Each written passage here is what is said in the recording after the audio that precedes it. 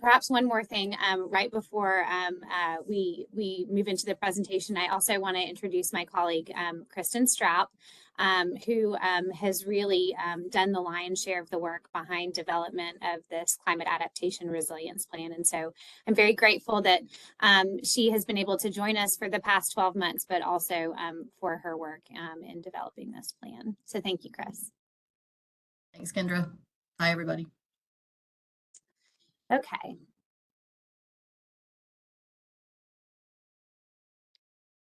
Are you all able to see my slides? Yep. Awesome. Okay, well, we will dive in. So I imagine this group is very familiar with the concept of climate change and climate risk. And so, but we do want to make sure we're placing this work into context and really talking about why it makes sense to engage in development of a climate adaptation resilience action plan across the city. Several of you are probably aware that we do have a climate action plan, which focuses on mitigation action, but this is really our work that focuses on adaptation. So really recognizing that climate risk is here and that we need to do something as a city to be prepared for it, to anticipate it, but then also to bounce back when we do see those events. And so a couple of important considerations. When we think about our city in Middle Tennessee, our climate risk is relatively high as indicated by FEMA. And so we know that, again, climate is a threat and something that we need to prepare for. We also see the number of climate disasters in Tennessee increasing steadily. And with that comes increasing loss of life and property. And that amounts really to about $50 billion since 2010. And so that's a big number, one that we shouldn't take lightly, and I think points to opportunities for us to really invest proactively in steps that can minimize those detrimental impacts. We also now know that climate events impact infrastructure systems and populations differently. So specific groups may be disproportionately impacted because of their exposure. It might be more significant, or they may have lesser access to resources to recover. And so I think we're very mindful of that and recognize that, again, not all populations are able to cope with climate threats in the same way. And so we really, I think, have seen 2023 as a tipping point for our society from a climate perspective. We've seen significant high wind events, thunderstorms, extreme heat events in Nashville, and that's, again, just those that were more severe and really impacted our entire community. Looking beyond Nashville, across the world, there have been droughts that have been affecting food supply. There's been significant flooding, uncontrollable wildfires, much more. And so again, I think we've really reached this threshold where we are recognizing and truly and intensely feeling the impacts of a changing climate. I think it's also important to remember that, again, if we don't take action now, that's going to come with significant cost. And so there's very great research that indicates that every dollar invested in resilience can essentially offset or avoid $6 in repair or recovery costs. And so making that smart investment today can really pay dividends far into the future. So some examples of those different adaptation strategies that could be pursued, and we'll talk about these later today, are things like raising roadways in the case of flood resilience, or creating flood buffer zones and using nature-based solutions. So I think another thing that Chris and I, as we've started really diving into this work, has recognized is there's really no such thing as a natural disaster, right? Natural hazards exist and they are getting worse as the climate warms, but disasters are human-made, right? So there are policies and decisions that place us in the circumstances that we find ourselves, and those can actually reduce or create risk. And so the graphic on this page is not actually real data, but it's intended to demonstrate the relationship that we'd like to see between investing in resilient strategies and adaptation strategies relative to annual losses. So that's the kind of trend we'd like to see in the future. How we got to where we are today in development of this plan is that, as I mentioned, Chris and I have been spending many months over the past year with 11 different Metro departments working together through a workshop series to develop 2 work products.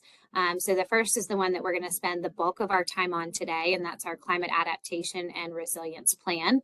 The second is a climate resilience toolkit that is one of the items mentioned in the roadmap within the CARP, as we're calling it, to help our departments actually get started and implement this work. So these are 2 work products that are interrelated and interdependent. And I think we also have recognized and really taken great care throughout the process to leverage existing work products and documents that have been developed for our community or also within sort of the Metro government and municipality framework. And so trying to make sure there's alignment there and that we're building on top of great work. Another reason why we are where we are today is that Metro Nashville has signed on to the Global Covenant of Mayors for Climate and Energy. And what that commitment requires is development of a climate adaptation and resilience action plan to be released within a 3-year time frame. So I mentioned before that we had already developed a climate mitigation plan. And so the missing piece for us was that climate adaptation and resilience action plan to really comprehensively represent and paint a path forward for Metro's efforts to address climate change. So this was, again, sort of that second phase of work that needed to occur to ensure compliance with GCOM, but also really prepare us for a changing climate. The toolkit that was referenced earlier is essentially a standardized suite of tools that endeavors to embed equitable sustainability and resilience into department strategic planning and budgeting process. So there's recognition that this is a largely cross-cutting issue, and Metro needs to take a collaborative approach to building resilience across the enterprise. We also, I think, quickly found out in the course of these workshops that various different levels of Metro staff need to be equipped with tools and awareness of the concept of climate adaptation and resilience. And so trying to develop tools and mechanisms for staff throughout various levels of the organization, and again, different departmental seats is really our goal. So what did our adaptation planning process look like in terms of at a high level, the steps of that process? There are a couple of key steps that are part of any adaptation planning process. And again, those are summarized here. First, assessing Metro's climate risks, then conducting a vulnerability assessment, evaluating adaptive capacity, identifying and prioritizing adaptation strategies, and then developing tools to support implementation. And so we'll now run through those specific steps with a little bit more detail. So this graph here ranks our primary climate risks, both in terms of the potential magnitude of impact and in terms of how likely they are to occur. And so from a climate perspective, greater intensity of rainfall and warming temperatures present the biggest threats for our community, and they work together to create more severe storms. One thing to note here is that these rankings were based on FEMA's National Risk Index, as well as Metro's existing multi-hazard mitigation plan. So we are seeing alignment here between this climate adaptation and resilience plan, as well as those existing foundations for evaluating risk. The second step is conducting a vulnerability assessment, and in this approach, we chose to use a whole systems perspective. So what this next step in this exercise allowed us to identify were the main areas where intervention is needed. So where are the locations where there's high risk and potential adaptive capacity? And the reason why we did this is we wanted to make sure this plan was actionable. And so this approach allowed us to focus on areas where we had opportunity to influence outcomes. So the orange and white shading represents some of the areas that have emerged as the highest risk in our internal review. We also ground truthed these risk areas with workshop participants. So this is directly representing input from Metro departments. So next, we paired the most critical areas of vulnerability identified in the prior step with focal areas for intervention. This allowed us to cross-reference corresponding goals and adaptation strategies in the roadmap and in an appendix in the plan itself. And so if you've spent any time with that plan, you've seen the very, very robust adaptation strategies appendix. I do want to note that the list of adaptation strategies is neither exhaustive nor fixed, but it does represent a potential catalog of options that could be considered to meet specific goals. And again, those adaptation strategies were informed by best practices deployed in cities and states and even internationally, but also based on input from our Metro departments and external stakeholders. Our fourth step is to identify and prioritize adaptation strategies. And as noted before, this resulted in a database of best practice adaptation strategies that address the highest levels of system vulnerabilities in Metro. In prioritizing those strategies, we considered a couple of things. So first, which are those strategies that will result in the most significant impact? Second, which strategies are within Metro's control? Which strategies target the livelihoods and well-being of Metro's frontline and vulnerable communities. So how are we making sure that we're building equity into our work? And finally, which are achievable in the near term without requiring substantial capital infusion. So next, for each strategy, we provided a detailed description, examples from other cities, and then a flexible yet defined planning horizon for that work, and then identified at least one, but potentially more Metro departments to either lead that work or significantly engage that work.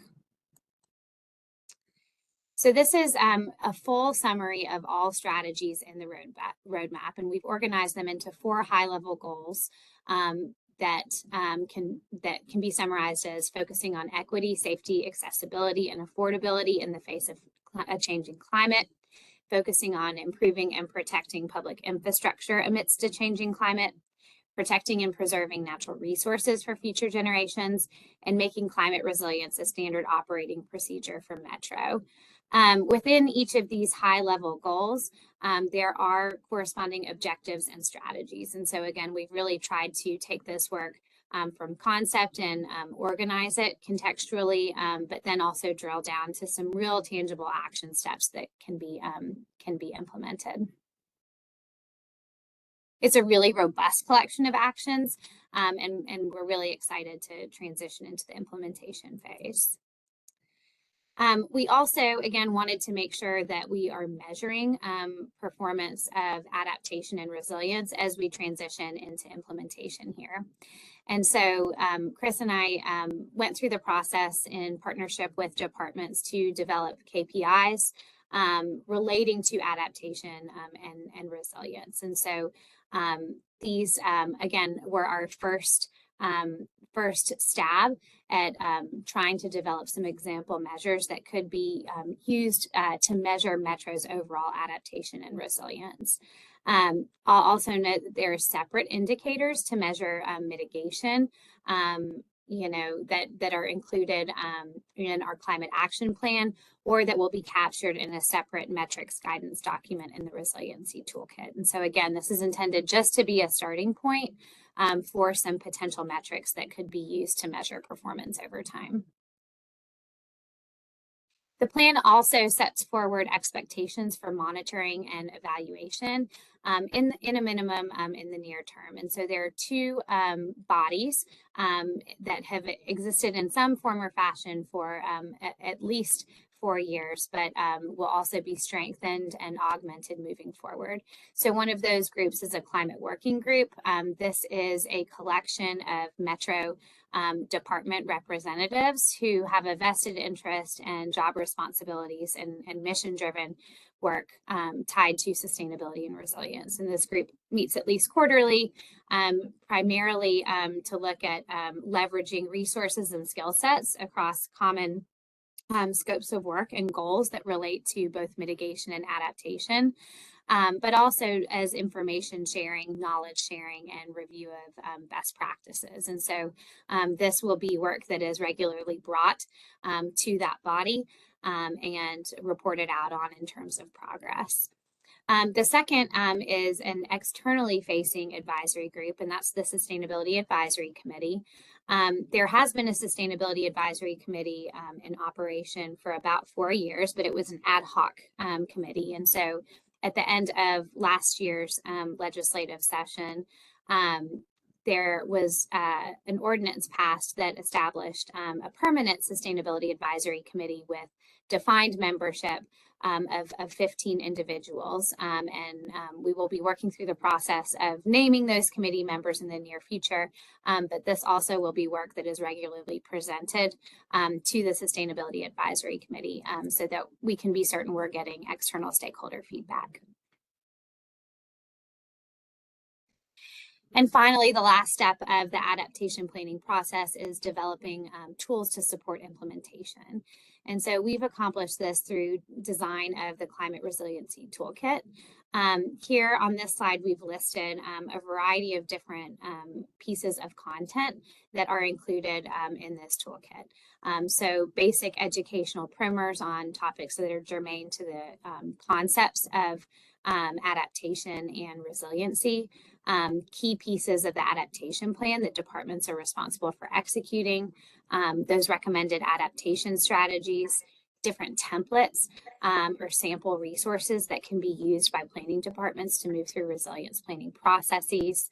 I do want to note that many of these resources were actually developed or will be shouldered by our department. So one example is that our Department of General Services is developing the facility hazard vulnerability assessment template that we'll be deploying as part of this toolkit, and Metro Water Services is taking the lead in developing a triple bottom line tool. So we have immense gratitude for them playing a leadership role, but I think that also speaks to the institutionalization of these concepts.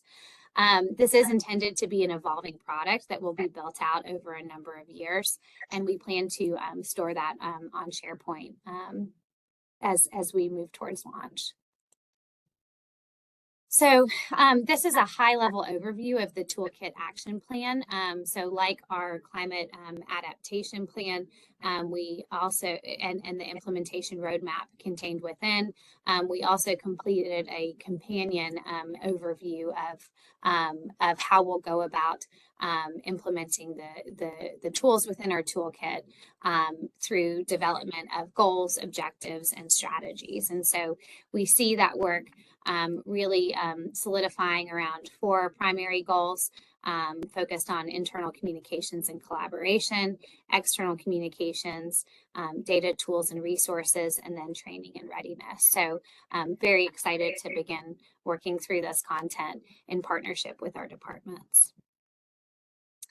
So that actually concludes our formal presentation. I'm going to stop sharing slides and we can open it up for questions.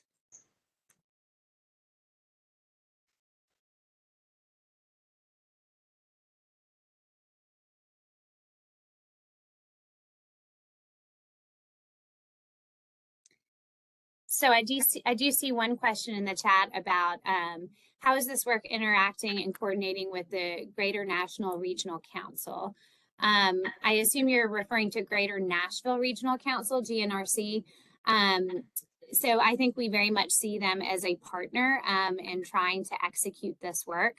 Right now, I'm aware that the GNRC is focusing primarily on mitigation work through their participation in the Climate Pollution Reduction Grant Program, and we are a partner in that process. So we do see alignment there between our climate mitigation work and what they're trying to do to reduce greenhouse gas emissions as part of the CPRG program.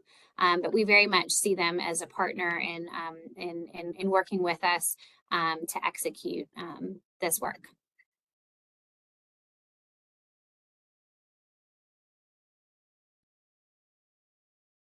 Karen, did that respond to your question?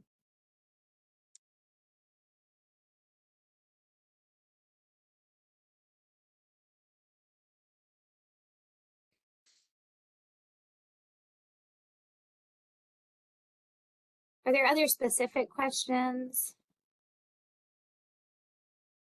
Or just reactions? Is this a welcome resource? Is it duplicative? Kendra, it looks like Liz also put a question into the chat.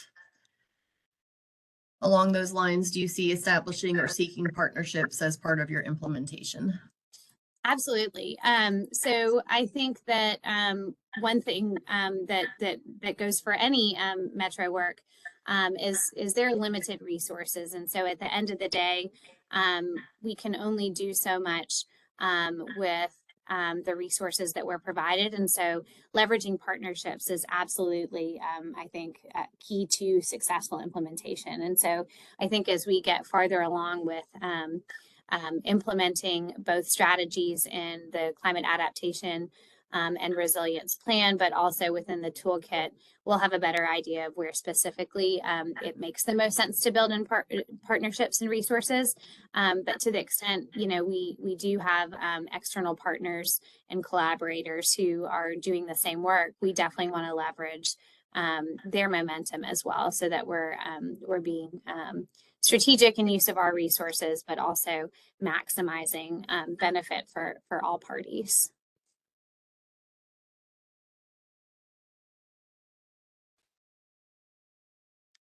All right. So Carson, you asked a question about near and midterm horizons, what items might be shifted to longer term implementation.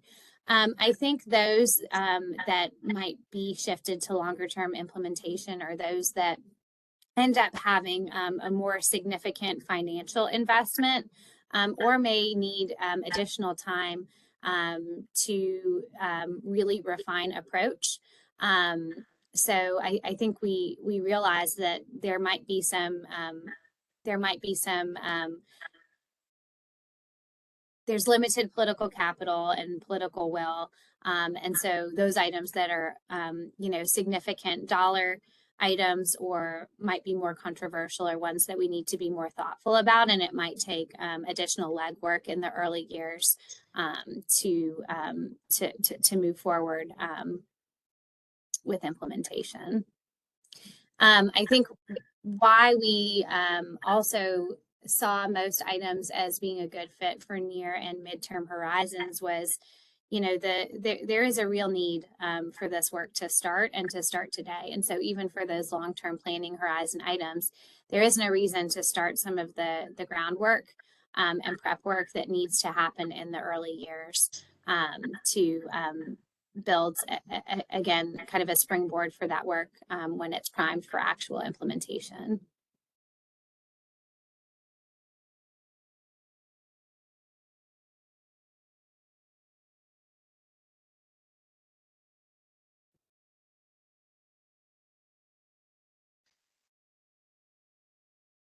Other questions? I actually do have another question. Yeah. And it's very specific, so it could be that it's too specific. But I've lived here long enough, and I know many of you have, to have gone through the 2010 flood, and I had the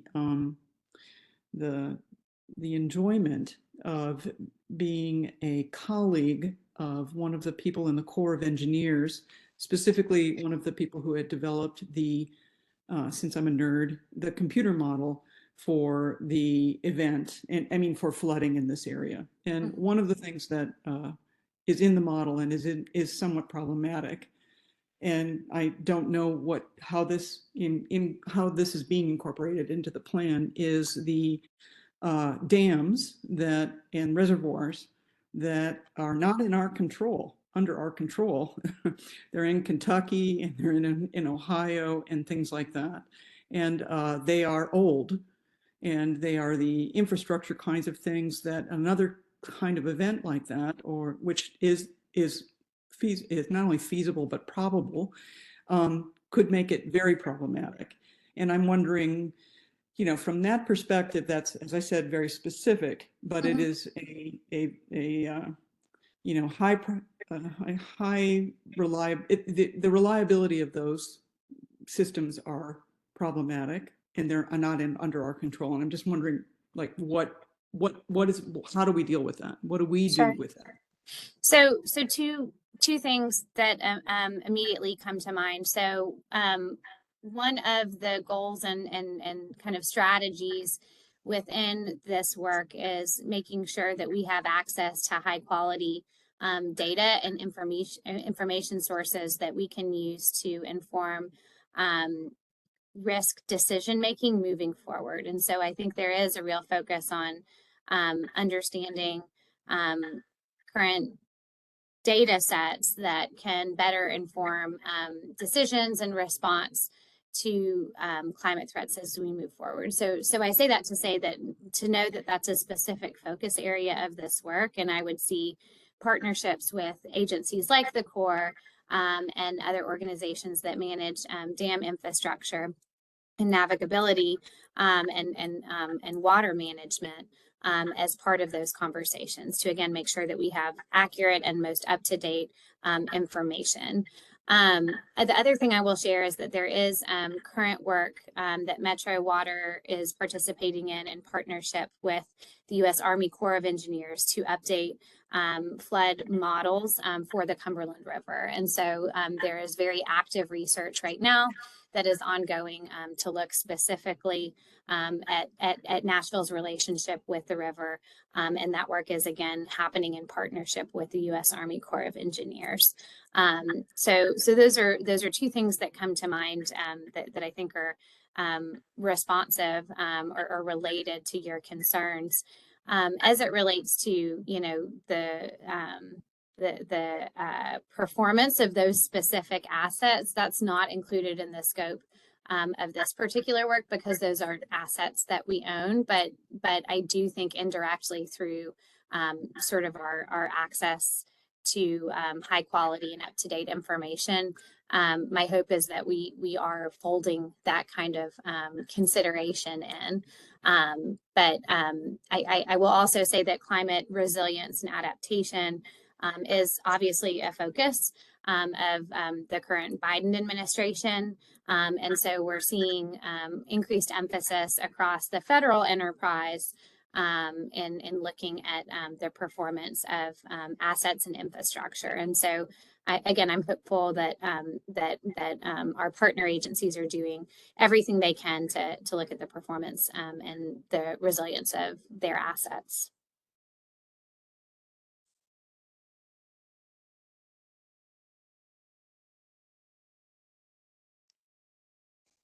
Dan, I see your note about partnerships being really key in terms of excess heat days with the homeless and other vulnerable communities. And again, as noted, because we were very focused on equity issues and vulnerability to extreme weather events, this is something that is considered in the specific strategies contemplated throughout. And so partnerships will be key in that, but appreciate the shout out and the excitement about seeing that included within this plan.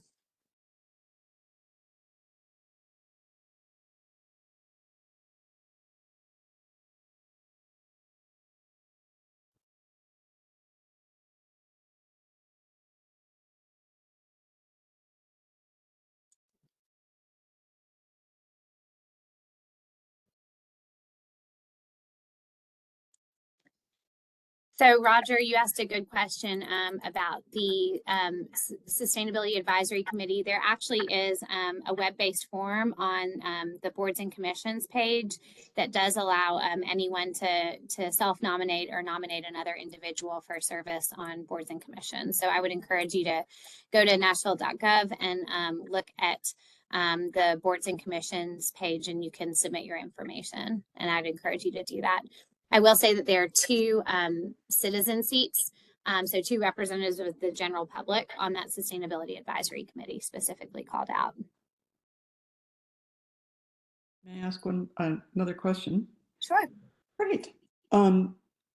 So going forward, given that this responsibility has been placed into each department, is the expectation that each department will present in their budget process what programs during the budgeting year are going to be involved, and then they will also report back as a separate, and for lack of a better term, I'm using a budgeting process, but my assumption is there will also be other kinds of reports. So per department, or will there be specific ways that we can focus on the projects, the individuals, the budget items, et cetera, that are specific on this concept? I mean, on resilience, adaptation. Okay. So I think there are two layers where we're expecting this work to occur. One is sort of at the enterprise level.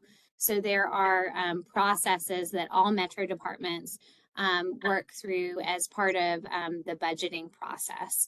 And so we are working to embed resilience criteria into budgeting processes that apply across all metro departments. There is a second layer of work that needs to happen, and that is, as you note, internal to departments. So how are they essentially creating their own resiliency plans and measuring their own resilience internally, which is then used to inform information that they may present at the enterprise level. And so the hope is to kind of build that concept of adaptation resilience in at both those levels. So both internal to the department in terms of how they're doing their business and making decisions internal to their organization and prioritizing work internal to their organization, but then also part of the global processes, for example, preparation of operating budgets and preparation of capital spending plan requests. Where we've seen this and sort of what we've modeled this off of is there has been existing work that the diversity, equity, and inclusion team has done to build that into the operating budget process. And so we're trying to take a similar approach of, again, making that a core component of development of those proposals every year.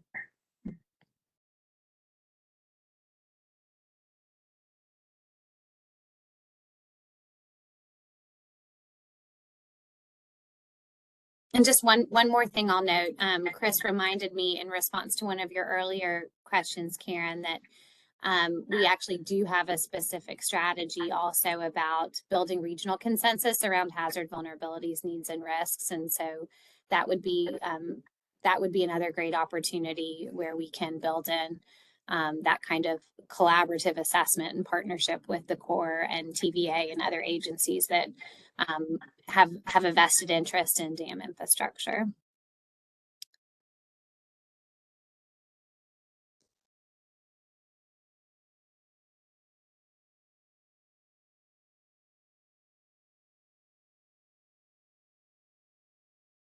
Other questions, concerns? I don't want to cut our conversation off, but I also want to make sure we're being efficient with time.